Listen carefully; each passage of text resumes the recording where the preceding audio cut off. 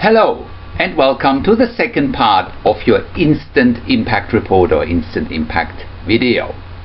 So we're now talking about how you effectively deal with an end-of-life situation.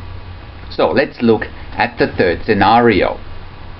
Your critically ill loved one may go through a long and burdensome stay in intensive care and may not recover and pass away within a foreseeable time frame, usually a few days or within weeks.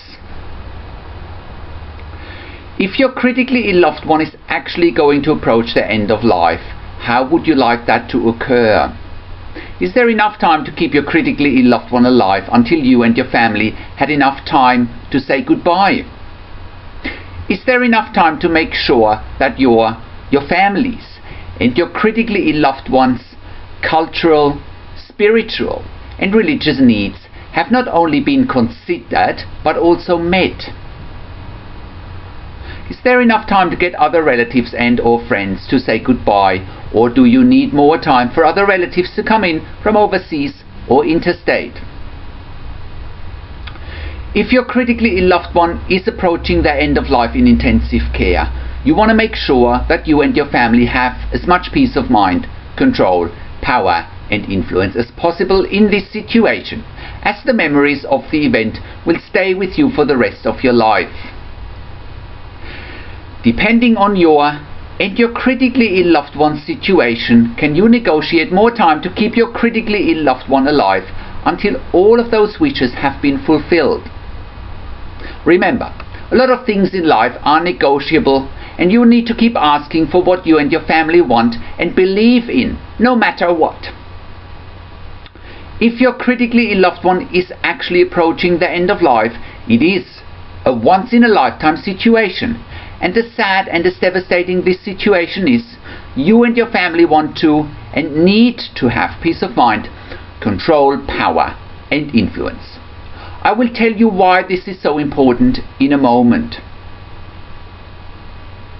Furthermore, the intensive care team often have their own hidden agenda, as more often than not, the way the intensive care team will position your critically ill loved one's prognosis and diagnosis depending on what's happening behind the scenes in intensive care. It's therefore why you need to read between the lines, and it's therefore that you need to get peace of mind, control, power and influence very quickly and as much as you possibly can, so that your critically ill loved one who is approaching the end of life can have a private and dignified death, surrounded by you, by your family, friends, when the time has come. And more importantly, you need to very quickly start questioning the intensive care team and their perceived power and their perceived authority when it comes to an end-of-life situation. First of all, you need to also start asking whether you, your family and your critically ill loved one are dealing with a real or a perceived end-of-life situation. So what do I mean by that? A real end-of-life situation means that your critically ill loved one is dying no matter what.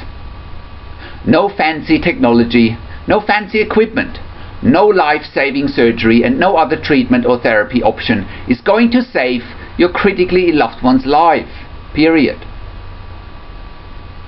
A perceived end-of-life situation, on the other hand, is a situation where the intensive care team perceives the end of life for your critically ill loved one as being, quote-unquote, in their best interest.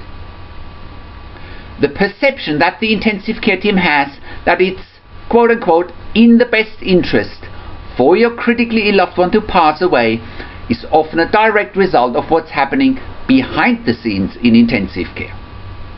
It often doesn't reflect clinical reality, and whenever the intensive care team hints towards something such as, quote-unquote, it's in the best interest of your critically ill loved one to withdraw treatment or to withdraw life support, you need to start digging a lot deeper.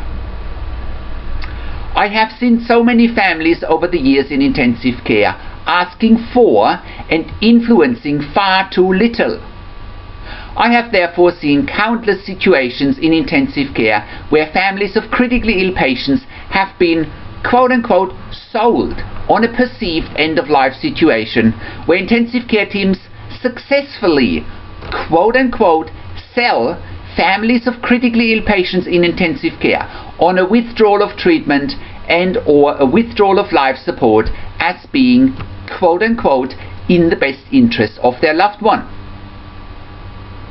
It's extremely sad that 99% of families of critically ill patients in intensive care have no peace of mind, no control, no power and no influence, because they don't understand that the intensive care team almost always bases their decision making as well as the positioning of your critically ill loved one's prognosis and their diagnosis on what's happening behind the scenes in intensive care.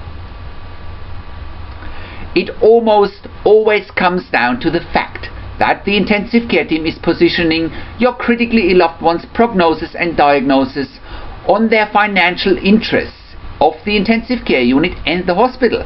For example, will the intensive care team make money or lose money when continuing treatment on your critically ill loved one? Also, they base their decision making on the bed management issues and the bed management strategies of the intensive care unit. For example, is the intensive care unit currently experiencing a high demand or low demand on their precious, scarce, expensive and in-demand intensive care beds? Most of the time, intensive care units are experiencing a huge demand for their ICU beds.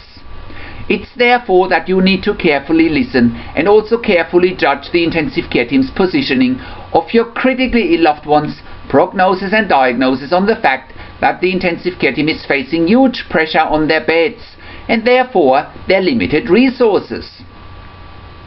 You also need to know and understand that medical research in intensive care units is of massive interest for the intensive care team.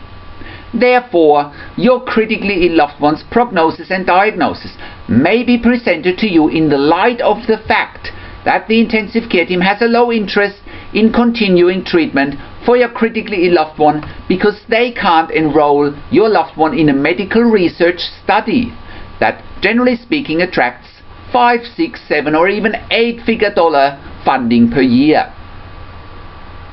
You also need to understand that staffing in intensive care can be a huge challenge. Therefore, staffing and other resource limitations can be a huge factor in how the intensive care team presents and positions your critically ill loved one's prognosis and diagnosis. Again, limited resources is a contributing factor when the intensive care team presents and positions your critically ill loved one's case. Given that you now have a basic understanding that what's happening behind the scenes in intensive care is something you need to not only know and understand, but you need to really master if you want to quickly get peace of mind, control, power and influence, we can now move on to what you need to do if you are in a real end-of-life situation. If you are, on the other hand, in a perceived end-of-life situation, you need to check out our section with our ebooks, videos and audio recordings that you can find under our product section in order to get a deeper understanding of what you need to do next. One of the biggest challenges in intensive care is that families of critically ill patients leave too much of the decision making up to the intensive care team, and they have often been bitterly disappointed in how situations, including end-of-life situations, have been handled by the quote-unquote expert intensive care team. Therefore, you need to, once again, be very clear and be very specific how you and the rest of your family would like any situation, including an end-of-life situation, to look like. It could mean that you want your critically ill loved one to go into a quiet side room or into quieter area in the intensive care units, because you might feel that the area or the bed space that your critically ill loved one occupies might not be the right spot or area for the situation your loved one is in, including in an end-of-life situation. Specifically, ask if your loved one can be moved into a quieter area. Usually this is something that can be facilitated if you ask for it. If the intensive care team says that it can't be facilitated, be persistent and keep asking. Don't take no for an answer, and don't be intimidated by the perceived power and the perceived authority of the intensive care team. Also keep in mind your family's and your critically ill loved one's situation is unique. If your critically ill loved one is approaching their end of life in intensive care, you want to make sure that you and your family have as much peace of mind, control, power and influence as possible in this sad and devastating situation, as the memories of the event will stay with you for the rest of your life, irrespective of the outcome. Therefore, you and your family don't want to have any regrets, and you don't want to think about this situation in the future in any way that you could have negotiated a better outcome or a better end-of-life situation, because those memories will stay with you and your family forever, and you don't want to think or feel like you have been pushed or rushed into an end-of-life situation that could have been handled much better. Therefore, I really urge you to make your wishes known to the intensive care team. You can trust me on this one. And before I go into more detail about how you should handle an end-of-life situation in intensive care, I really urge you to do your own research, to be bold and brave and challenge the intensive care team's assumption and their positioning of your critically ill loved one's prognosis and diagnosis. I really urge you to make sure that you know your critically ill loved one is getting the best possible treatment and care, so that you are not one of the numerous families that gets quote-unquote sold on a withdrawal of treatment or a withdrawal of life support as being quote-unquote in the best interest of your critically ill loved one's prognosis and diagnosis. Again, intensive care teams can be extremely shrewd and adept when it comes to quote-unquote selling you and your family on what might be quote-unquote in the best interest for your critically ill loved one. Whenever the intensive care team is bringing up that a withdrawal of treatment or a limitation of treatment is quote-unquote in the best interest for your critically ill loved one, you have to ask whether it really is in the best interest of the intensive care team due to their numerous conflicting interests. You should never take anything for face value that the intensive care team is telling you, and you should always make up your own mind, no matter the situation. We offer a wide range of solutions for you and your family here at intensivecarehotline.com, and we do so by offering free and paid advice, services and resources, including one-on-one consulting. Check out our products and ebook section for that. Let's now look at the end-of-life situation and how they should be handled. I have seen many good and also many bad end-of-life situations in intensive care over the years. With good end-of-life situations, I mean situations where there has been enough time to get everybody to agree how a particular end-of-life situation should be handled. End-of-life situations that have been handled well usually consider that all the important family members and friends had enough time to say their goodbyes, and usually all cultural, spiritual, ethical and religious needs of the patients and the family had been considered and met as well. I really do believe that if you can facilitate such a process in a consensual, sensitive, timely, ethical, private and dignified manner, an end-of-life situation can be a tremendous privilege. And I really mean that. Whilst it's extremely sad and devastating to lose a precious life, you, your families, as well as the intensive care team's memories of your critically ill loved one's end-of-life situation is extremely important for the rest of your life.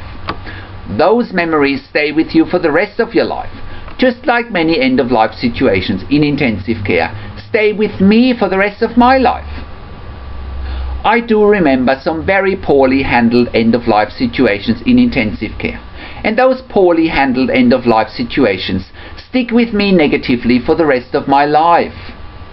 So my question really is, how bad must families feel if it leaves a big impact and bad memories on me like a non-family member? I have learned from those poorly handled end-of-life situations, and I have come to the conclusion that there are situations where everybody involved in the process can facilitate and improve the end-of-life process, so that everybody knows and everybody agrees we have done the best we could have done for your critically ill loved one in intensive care. I strongly believe that a private and dignified death is possible, so that you and your family have peace of mind, control, power and influence. Therefore, it's important that you and your family have an idea and a clear picture of what that dignified end-of-life situation for your loved one looks like for you and for your family, and then simply ask for it. Don't underestimate the significance of this once-in-a-lifetime situation for you and your family, because you will live with the memories of the situation for the rest of your life. Don't take no for an answer from the intensive care team, and I would think that most intensive care units will move heaven and earth to facilitate your wishes of a dignified and private death for your loved one. Also, as a side note, in most first world countries, the majority of people, if given the option, want to die at home. You should check out intensivecareathome.com if you think that you and your loved one want to die at home. Let's look at dealing with the worst case scenario, number 4. Your critically ill loved one may be so unwell and unstable because of the severe nature of their injuries that they are rapidly approaching their end of life, and their life may be slipping through the fingers of everyone quickly, and they may pass away relatively quickly within few hours or a few days. Okay, so this is possibly the worst out of all scenarios and the worst situation to be in, because you feel like you have no peace of mind, no control, no power and no influence at all. The life of your critically ill loved one is slipping through the doctors, the nurses, through your and your family's hands. If you are finding yourself in this situation, I can feel your pain and I do feel your despair. You might feel numb and you might feel empty. There are not many more challenging situations that life can throw at you than this one. Once again, I have seen those situations as well, where all the efforts to save your critically ill loved one's life are in vain, and it has a massive impact on your and on your family's life. Losing a loved one in such tragic and traumatic circumstances is just simply horrible. Because I have witnessed and I have been involved in such dramatic and tragic end-of-life situations where a precious life literally slips through the fingers of the intensive care team despite all the technology and life support equipment available, it has left deep impacts and imprints on me as well, as I had to find my own coping strategies of dealing with such dramatic circumstances beyond everyone's control. If you have lost a loved one in intensive care due to critical illness, or if you are about to lose a loved one due to critical illness, look at the situation differently and ask yourself, is there meaning in this? I know you might think I'm crazy, but I say this again. Is there meaning in the death of your loved one? I know that whenever I have lost a loved family member who died, I found out the deeper meaning behind it. I found that there usually was a lesson that the rest of the family had to learn from. They were lessons that were hard to swallow at first, and once you have come clear with those lessons, you might find meaning in it. Is there a lesson in the death of your loved one that the rest of your family needs to understand and learn from? Could be very personal as well. So, is there a personal or a family lesson for you? Let's move on to number 5, where we are dealing with grey areas, because intensive care is never black and white. So let's look therefore at number 5 of our example. where your critically ill loved one may show signs of slow recovery and stability, and the intensive care team thinks that if your critically ill loved one would survive their ordeal in intensive care, that they would be permanently disabled, with the consequences that your critically ill loved one would have no or very little quality of life. This would very likely be a cause of the severe head injuries, and the intensive care team expects your critically ill loved one to be permanently and severely disabled with no or very little quality of life. Therefore, they suggest a withdrawal of treatment might be, quote unquote, in the best interest of your critically ill loved one to not prolong your loved one's suffering. This is obviously a very difficult and a very challenging situation to be in, and you and your family would likely need time to let this sink in. Your frustrations, your fears, your vulnerability, your struggles, your lack of control, your lack of power, and your perceived inability to influence decision making might have reached a new peak in your situation, and you feel horrible, lost, and out of your comfort zone.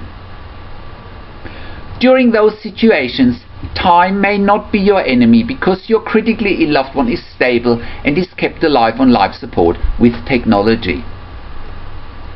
Whilst the situation is different to the situation I just described before in number 4, your critically ill loved one may still not survive.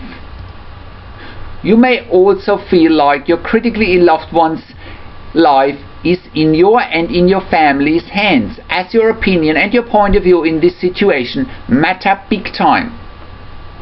Whilst the intensive care team has taken a clear stand and they stated an opinion of what they think might be, quote unquote, in the best interest for your loved one, you may or may not agree on their outlook.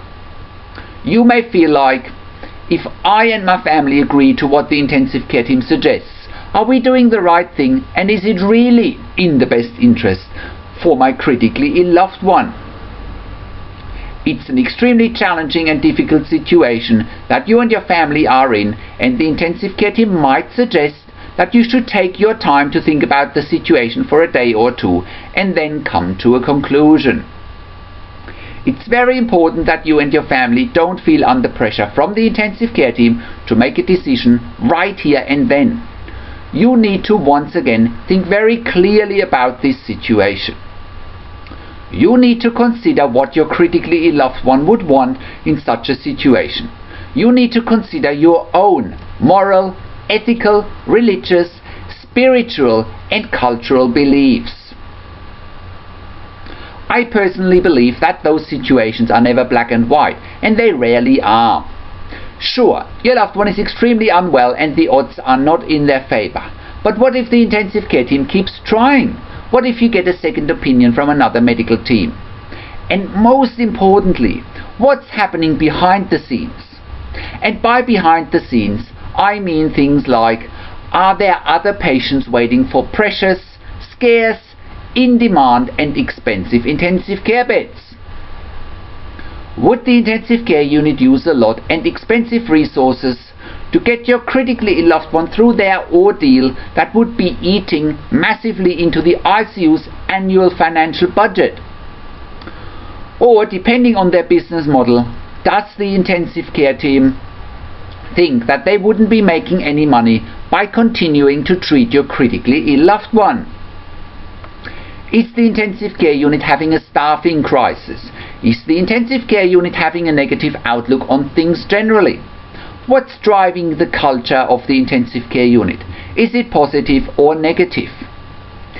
Is your critically ill loved one's case a case where the intensive care team can't practice medical research, and have they therefore lost interest in continuing treatment for your critically ill loved one? If the intensive care team is talking about that your loved one wouldn't have any quality of life in the future, what do they exactly mean by that? What is the individual's ICU team member's point of view and perception about quality of life? What is your view about quality of life?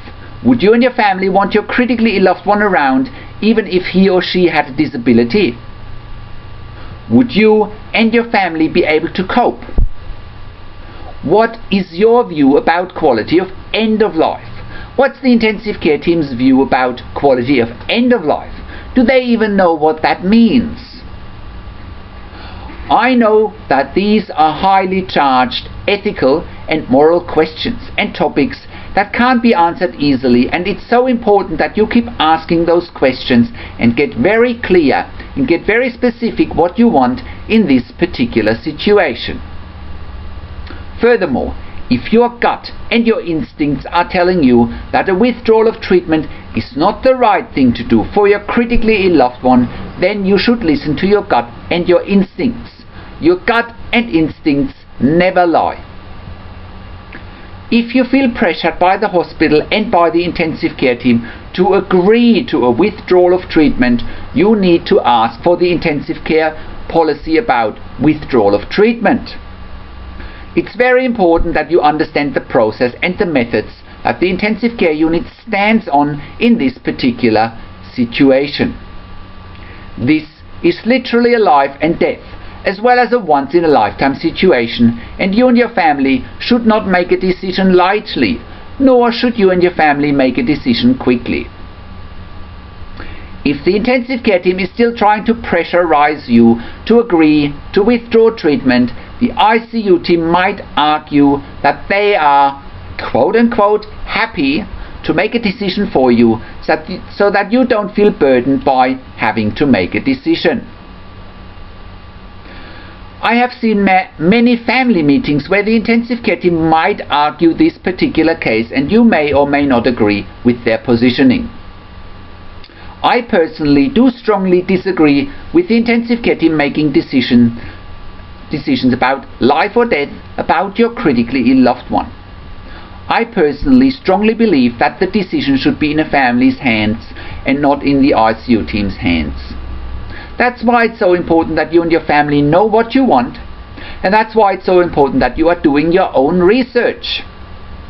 And besides, I know for a fact that there are just too many things happening behind the scenes in intensive care that almost always impact on how the intensive care team positions your critically ill loved one's prognosis and diagnosis, especially if they're trying to quote-unquote sell you on a withdrawal of treatment or a withdrawal of life support as being quote-unquote in the best interest of your critically ill loved one.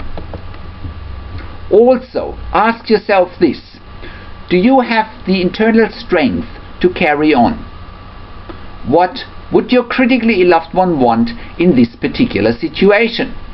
Only after you and your family have carefully considered your answers to those questions, only then should you be making a decision and proceed. Okay, let's now move on to instant impact number 5. Stick together with the rest of your family and speak with one voice. This one should be a no-brainer, but once again, I see far too often that family dynamics play out negatively at the bedside of critically ill patients in intensive care. If your family is intact and if your family dynamics don't impact negatively in your challenging situation, that's great. The reason I do mention it, however, is that I have seen and witnessed far too many situations where family dynamics impacted negatively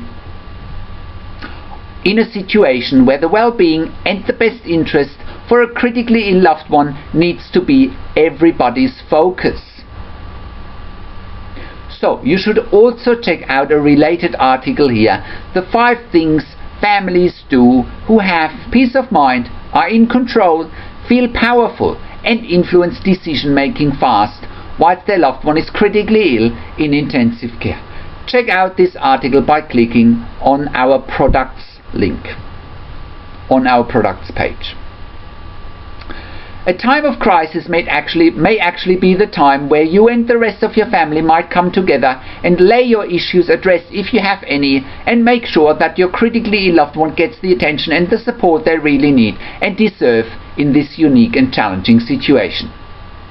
However, what I have seen over and over again over the years when dealing with families of critically ill patients at the bedside in intensive care is that family dynamics play out negatively, and the person who needs their family the most in this difficult and challenging situation, which is your critically ill loved one after all, suffers the most, and they don't need or deserve any of that. Keep in mind that your family's and your critically ill loved one's situation is difficult, challenging and unique already, and on top of your fears, your frustrations and your struggles, dealing with the adversity of your critically ill loved one's situation, you don't need any additional drama on top. For example, if your loved one is living in a de facto relationship and also has children from a previous relationship, it often turns out that the de facto partner wants to be the next of kin for your critically ill loved one. Some of the children might, however, challenge the next of kin status, and they might say that the de facto partner may not have your critically ill loved one's best interest at heart and doesn't know your critically ill loved one well enough to know and understand what they would want in such a difficult situation. So, therefore, one of the children might say that they want to be next of kin, and I have, once again, seen those situations over and over again, where patients' relatives or de facto partners fight over the next of kin status. This, of course, doesn't help your critically ill loved one's situation. So, why is the next of kin status so important?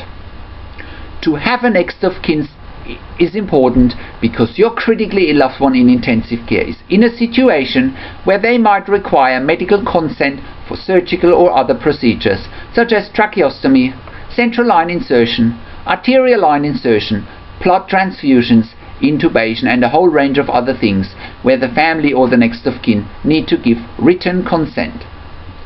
And there should only be one person giving written consent. Keep in mind that your critically ill loved one in intensive care is most likely not in a position to make decisions or sign legal documents, because that is exactly what a consent form is. From a health professional perspective, it's hard and difficult to deal with such dynamics, and the sooner your family comes to an agreement who's going to make decisions and also who is the spokesperson, the better and the easier the situation gets for all parties involved. Another example where the unity of your family is important is in end-of-life situations and in end-of-life decisions. And I have seen over and over again that when it comes to end-of-life situations where, for example, the medical staff is suggesting to withdraw treatment on your critically ill loved one, and you and your family are unclear what your wishes are, and if you are unclear what your critically ill loved one's wishes would be in this particular situation, it can get very messy. The situation is probably already dramatic as it is, just by having your critically ill loved one in intensive care, and you and your family don't need any additional drama. So, in order to get your house in order, make sure that you and your family lay any issues addressed, at least whilst your loved one is critically ill in intensive care. Make sure you elect a spokesperson and a next of kin that everybody is happy with, and once again, having a clear-cut situation helps you to deal with the intensive care team as well. Furthermore, you and your family will have more peace of mind, more control, more power and more influence, because you are acting as a united front. It's so much easier for you and for your family to challenge the intensive care team, to have influence, to have control and to have power if you are speaking with one voice, and if you have one spokesperson and one dedicated next of kin. So, let's quickly summarize our instant impact report and video. I want to quickly summarize of what you have learned in this video, and also encourage you to put what you have learned into action immediately. So, number 1, focus on what you can control and don't worry too much about what you can't control. Number 2, acknowledge your fears, your frustrations, your struggles and your vulnerability. Number 3, face reality as it is. Number 4, learn how to quickly control your emotions. Number 5, don't put the intensive care team on a pedestal. Number 6, know what you want and be crystal clear about it. Number 7, keep asking lots of questions and quickly learn what's happening behind the scenes in intensive care and how it impacts on your critically ill loved one. Number 8, don't be afraid to speak up. Number 9, no matter what, stay positive. Number 10, if you are dealing with the worst case scenario, try and find meaning in it. Number 10, remember that intensive care is never black and white. Number 11, stick together with the rest of your family and speak with one voice. And number 12, make use of intensivecarehotline.com's website and its free and its paid resources, the one-on-one consulting, and read our other reports or watch our other videos. I really hope that this instant impact report and video has served you well as a starting point, and I really hope that I was able to give you some instant strategies as a starting point. Don't forget that controlling the things that you can control in this challenging and difficult situation will set you apart from most other families of critically ill patients in intensive care. And the intensive care team will notice, because they can see that you are different compared to other families. I also hope that I will see you in one of our other reports, videos, or in our one-on-one consulting, so that you can find even more strength, more power, more energy, and greater influence in your challenging journey through the intensive care landscape. Also, please send your questions to support@intensivecarehotline.com. And you should also check out our ebook, video and audio recording sections, where you can also get one-on-one consulting via Skype or over the phone. Check out our products and video section. So here are the titles of other ebooks and videos and audio recordings that will also help you to get peace of mind, control, power and influence fast. Our ultimate guide for families of critically ill patients in intensive care that comes with 14 ebooks, 21 videos and 21 audio recordings, as well as with one-on-one consulting, is the fast lane for peace of mind, control, power and influence when your loved one is critically ill in intensive care. In this course, in this program, you'll discover everything you need to know about intensive care fast when your loved one is critically ill in intensive care. You'll get peace of mind, control, power and influence fast. This comprehensive and tell-all program with ebooks, videos and audio recordings also comes with one-on-one consulting with me personally via Skype or via the phone. You'll also get unlimited email support. Check out our product section for the fast lane for peace of mind, control, power and influence when your loved one is critically ill in intensive care. Other ebooks, videos and audio recordings that you may be interested are the 7 answers to the 7 most frequently asked questions if your loved one is critically ill in intensive care, the 7 questions you need to ask the most senior doctor, physician, consultant in intensive care if your loved one is critically ill in intensive care, that directly gives you peace of mind, control, power and influence real fast. Another ebook and video you should check out is the ultimate 6-step guide for family meetings with the intensive care team that gets you to have peace of mind, control, power and influence really fast whilst your loved one is critically ill in intensive care. The next book and video you should check out is Follow This Proven 5-Step System so that you can let go and manage your and your family's fears, frustrations, struggles and anxieties fast whilst your loved one is critically ill in intensive care, so that you can have peace of mind, control, power and influence fast.